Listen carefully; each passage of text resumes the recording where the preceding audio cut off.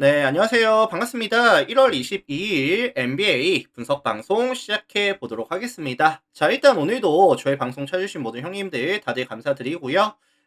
제가 일단 멘트 시작하기 전에 유튜브로 보시는 분들은 구독 한번, 좋아요 한 번씩만 부탁을 드려보도록 하겠습니다. 자, 그리고 유튜브로 보시는 분들도 지금 멤버십이 오픈이 되어 있어요. 그래서 전체 경기에 대한 분석표라든지 주목할 만한 탑4에 대한 경기들 체크해보고 싶다라고 하시는 분들은 많은 또 관심, 또 참여까지 해주시면 좋을 것 같고요. 가입하시게 되면은 제가 방송을 못하는 날에도, 휴방을 가져가는 날에도 전체 경기 분석표라든지 주목할 탑4에 대한 경기들은 항상 업로드가 됩니다. 그래서 참고하실 분들은 많은 관심, 또 참여까지 부탁을 드려보도록 하겠습니다. 자, NBA 총 7가지 경기 빠르게 분석하고 마무리할 거고요. 일단은 뭐 샬롯과 클리브랜드 경기 먼저 보면서 분석 진행해 보겠습니다. 바로 시작할게요.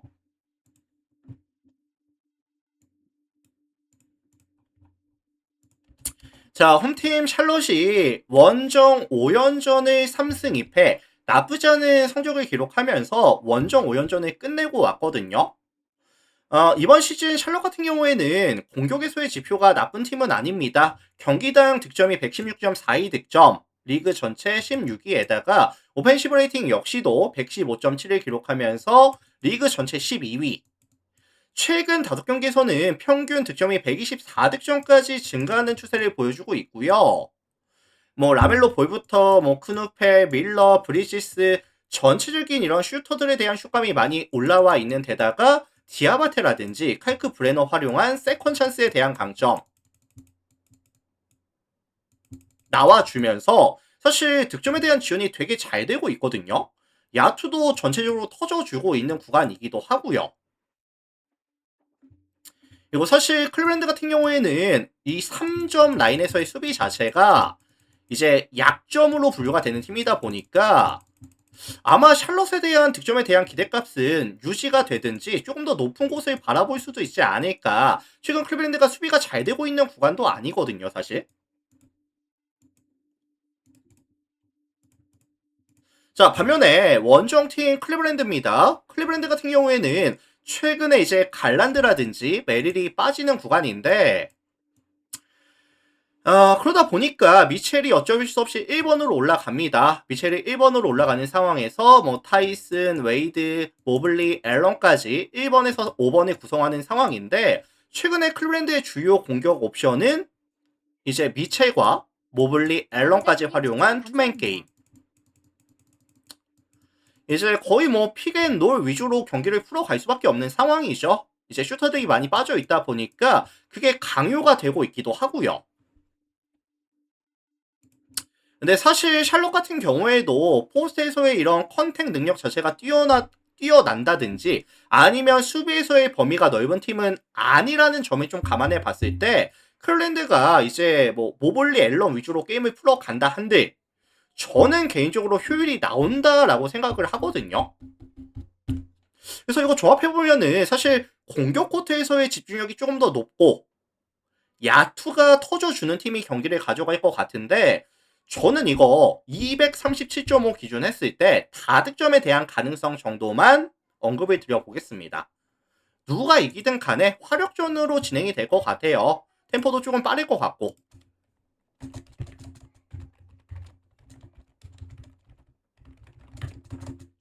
자, 참고하시면 될 것 같습니다. 다득점에 대한 가능성 말씀드려볼게요.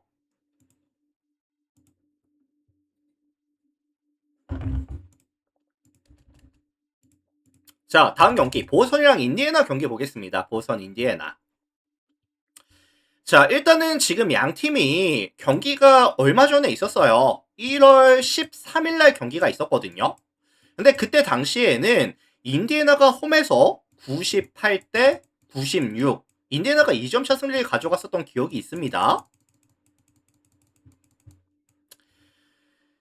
근데 사실 그때 당시에 제가 인디애나 플랜 또는 역배에 대한 가능성을 말씀을 드렸었는데 그때 당시의 근거는 제일런 브라운이 빠지면서 외곽으로 돌리는 패스 위주로 보선이 풀어간다고 한다면 생각보다 득점에 대한 지원이 안 될 수도 있다. 라는 말씀을 드리면서 인디애나 플랜 아니면 뭐 역배 저득점에 대한 가능성을 말씀을 드렸었거든요.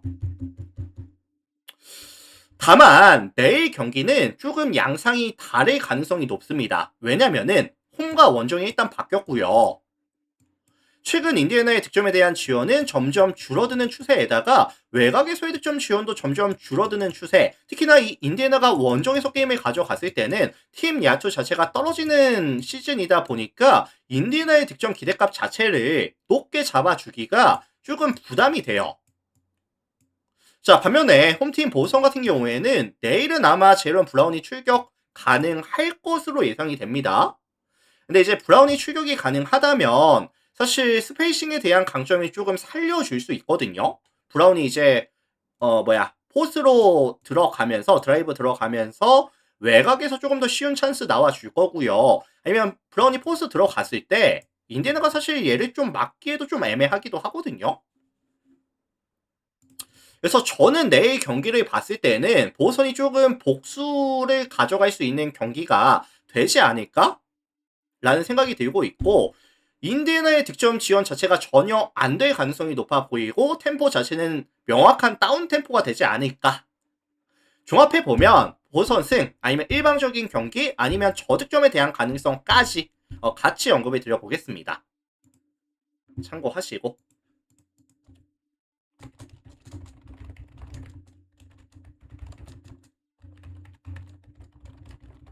자, 그래서 요거는 보선 승 아니면 10.5 마헨 아니면 226.5 언더에 대한 가능성까지 같이 언급을 드려보겠습니다.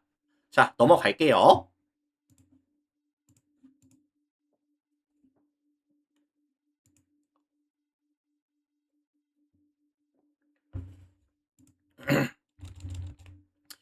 자, 다음 뉴욕이랑 브루클린 경기 살펴볼게요. 뉴욕 브루클린. 이 매치업은 사실 최근의 흐름이 안 좋은 두 팀의 맞대결이거든요.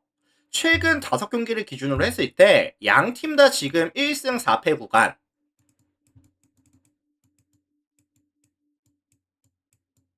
둘 다 흐름이 안 좋습니다, 사실. 특히나 홈팀 뉴욕 같은 경우에는 최근 5경기 잘라놓고 봤을 때 평균 득점이 106.6득점에다가 실점이 114.4실점씩을 가져가면서 동일기간 마진이 몇이냐면은 마이너스 7.8, 리그 전체 25위까지 떨어지는 구간이거든요. 직전 댈러스 상대로 했을 때도 이제 브런슨이라든지 타운스에게 굉장히 많은 공격 파일을 부여했지만 효율 자체가 많이 떨어졌었고요. 팀 전체적인 야투가 부진하는 구간, 득점에 대한 지원이 전혀 안 되고 있고 3점 라인 야투가 31.16, 2점 라인 야투가 52.24까지 자유투 라인에서 마저도 70.53까지 많이 떨어지고 있죠.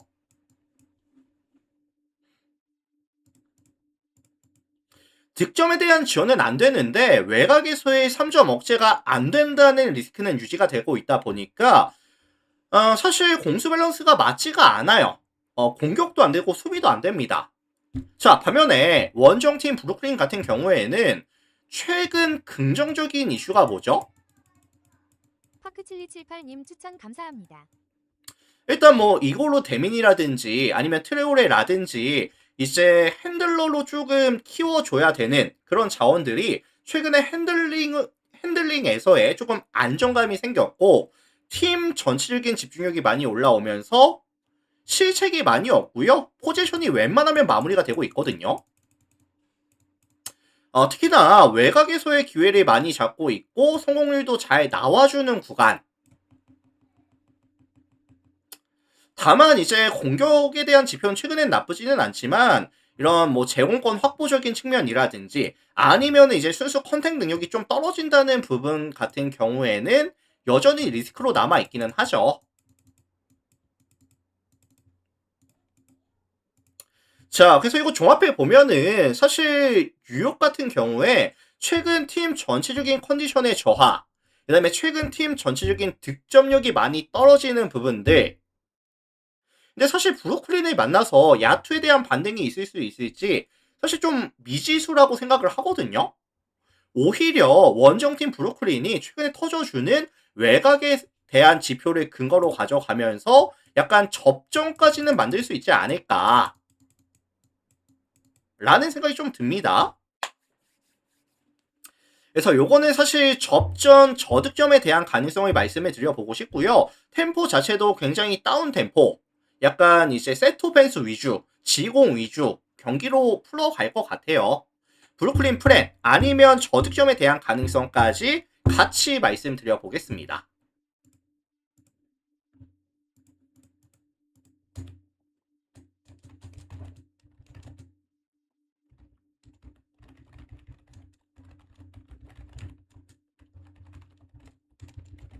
자, 그래서 요거는 브루클린 12.5 프렌 아니면 저득점에 대한 가능성까지 같이 언급을 드려볼게요. 참고하시면 될 것 같고요. 다음 경기 넘어가겠습니다. 자, 다음 경기 멤피스랑 애틀란타 볼게요. 멤피스, 애틀란타. 자, 원정팀 애틀란타가 연패가 길어집니다. 연패가 지금 몇 연패죠? 4연패까지 연패 구간이 조금 길어지는 상황인데 가장 큰 문제는 실점에 대한 억제가 안 돼요. 이번 시즌 애틀란타가 평균 실점 자체도 119실점 가져가면서 리그 전체 25위. 디펜시브 레이팅 역시도 115.4 기록하면서 리그 전체 16위. 최근 5경기 기준으로 봤을 때는 평균 실점이 122.6실점까지 실점에 대한 비율이 점점 증가하는 추세. 사실 애틀란타가 뺏는 수비에서의 강점이 있는 팀인 건 맞지만 순수 컨택 능력 자체는 떨어진다라는 생각이 들고 있고요. 그리고 사실 제일런 존슨이라든지 오쿠모가 버티고 있는 4번, 5번에 대한 수비 밸류 자체가 조금 떨어진다라는 생각이 들거든요. 실제로 이번 시즌 애틀란타는 2점 허용률이 몇 퍼센트다? 56.4%. 리그 전체 25위 수준.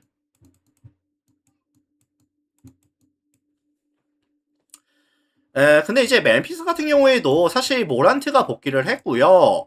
모란트와 자렌 잭슨이 가져가는 2대1 게임에서는 사실 효율이 잘 나올 수밖에 없다고 보거든요, 저는.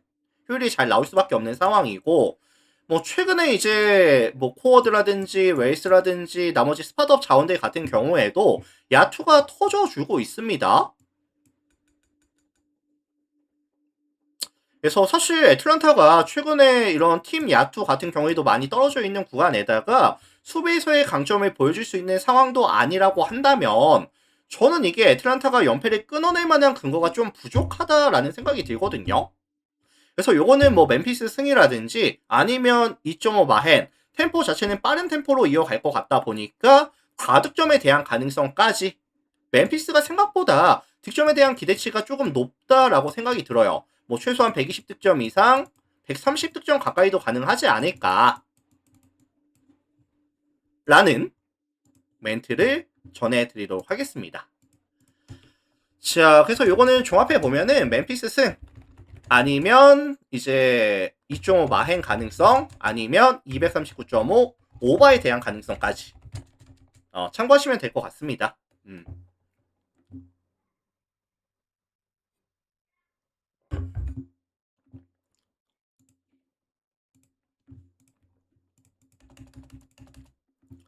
자, 다음 경기 넘어갈게요. 뉴올리언즈와 디트로이트 경기 보겠습니다. 뉴올리언즈, 디트로이트. 감사합니다.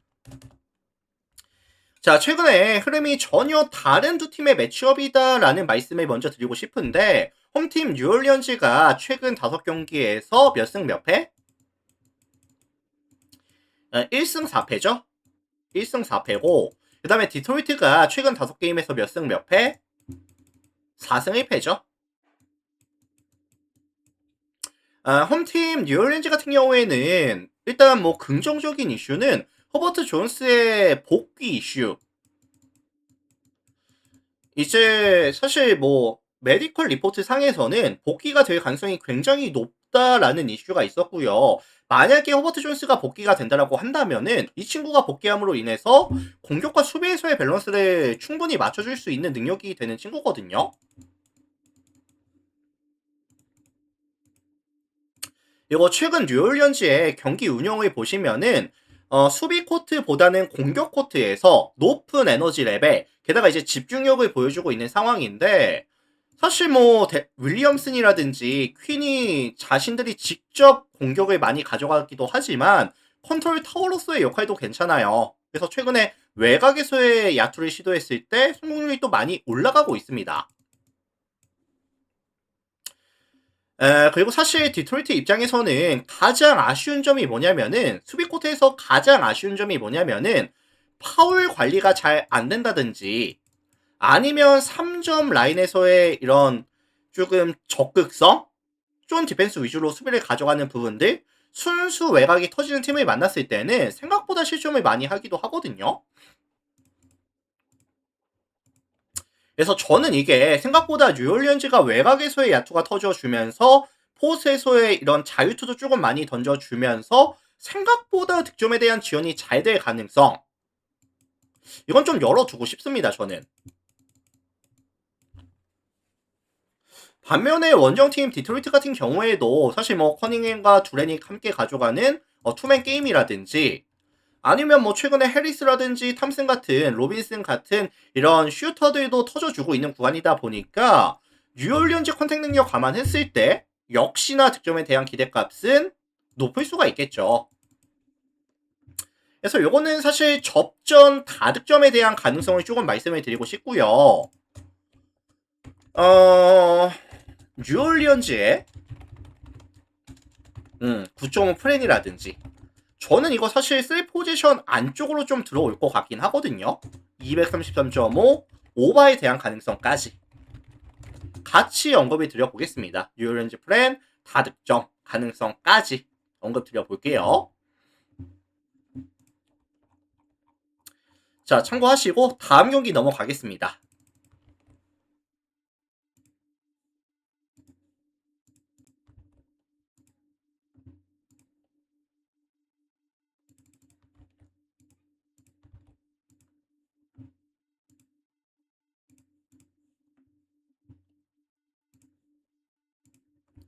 자, 다음 경기 미러키와 오클라호마 경기 볼게요. 미러키, 오클라호마.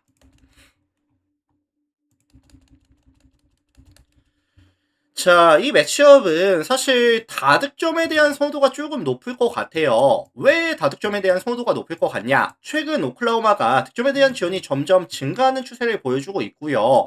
야투가 터져주고 있는 구간에다가 미러키도 사실 외곽에서의 지표가 나쁜 팀은 아니거든요. 그리고 이제 227.5라는 또 낮은 기준점이 이제 생성이 되어 있다 보니까 이것도 사실 다득점에 대한 선호도를 올려줄 수 있는 근거가 될 수 있다고는 봅니다. 자, 실제로 오클라호마가 최근 5경기 보시면은 시즌 평균 대비했을 때보다도 오히려 더 많은 득점에 대한 지원이 가능하고 있고요. 외곽에서의 야투가 40.33%, 2점 라인 야투가 59.84%, 확실히 야투가 터져주고 있거든요. 이거 사실 미러키 같은 경우에도 수비 코트에서의 에너지 레벨 자체가 떨어지는 팀에다가 순수 컨택 능력 자체도 떨어지는 팀이라고 한다면 이 오클라호마에 대한 득점 기대값은 유지가 된다고 저는 생각을 해요.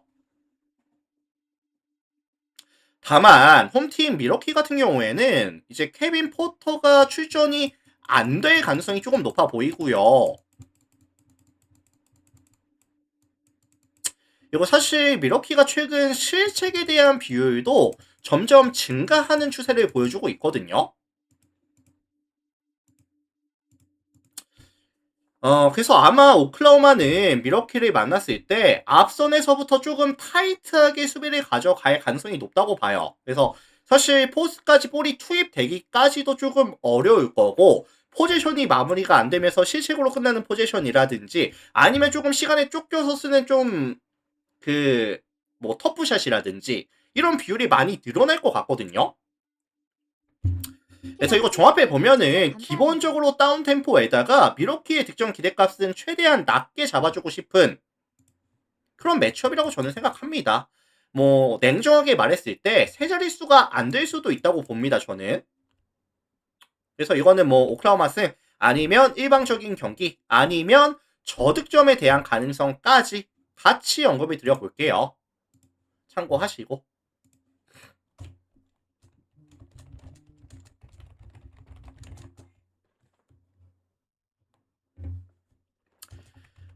미러키 승이 아니죠. 오클라호마 승이죠.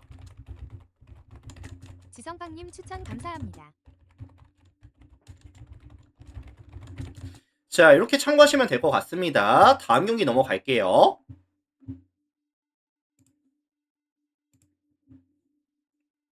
자, 다음 경기 볼게요. 다음 경기.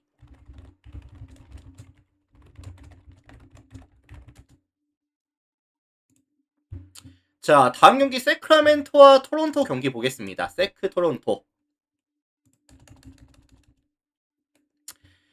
자, 양 팀 다 오늘 경기가 있었고요. 그 백투백으로 양 팀 다 경기를 가져가는 일정이거든요. 홈팀 세크라멘토 같은 경우에는 긍정적인 이슈는 최근에 이제 팀 야투가 터져주고 있다는 부분, 최근 득점에 대한 지원이 잘 되고 있고 야투 같은 경우에도 잘 터져주고 있고, 게다가 이제 사보니스가 복귀를 하다 보니까 이 패스에 대한 퀄리티 같은 경우도 많이 증가했거든요. 그래서 사실 내일 토론토와의 매치업을 가져가는 상황이라고 한다면 최근 토론토가 수비 코트에서의 에너지 레벨도 많이 떨어져 있는 구간에다가 뭐 실점률도 시즌 평균 대비했을 때 올라와 있는 구간, 그리고 세크라멘토의 순수 야투가 터져주는 구간이라고 한다면 저는 아마 세크라멘토의 득점 기대값은 여전히 높을 수 있다고 봐요. 자, 반면에 원정팀 토론토 같은 경우에는 오늘 골스와의 매치업을 가져갔습니다. 되게 인상 깊었던 게 뭐냐면은 오늘 골스와의 경기에서 145대 127, 18점 차 승리를 가져왔고요. 3점을 34개를 던져서 21 메이드, 성공률이 61.8%, 압도적인 슛감을 보여주고 왔거든요. 그래서 내일 양팀 다 백투백으로 가져가는 상황에서 공격과 수비에서의 밸런스를 맞춰주기는 조금 어려울 수 있는 경기라고 생각이 들고 있고요. 차라리 경기 자체가 수비보다는 누가 더 나은 화력을 보여줄 수 있을지 화력전으로 진행이 될 가능성에 대해서 말씀을 드리고 싶거든요.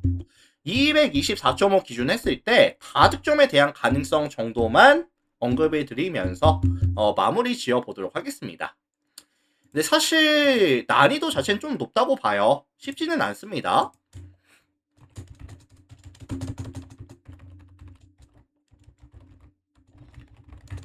자, 이렇게 참고하시면 될 것 같네요.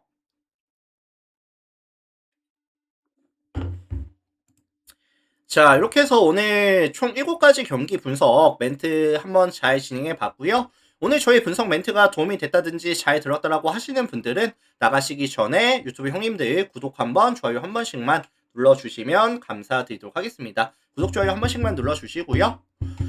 자, 유튜브 형님들 먼저 인사드릴게요. 오늘도 많이들 봐주셔서 다들 감사합니다.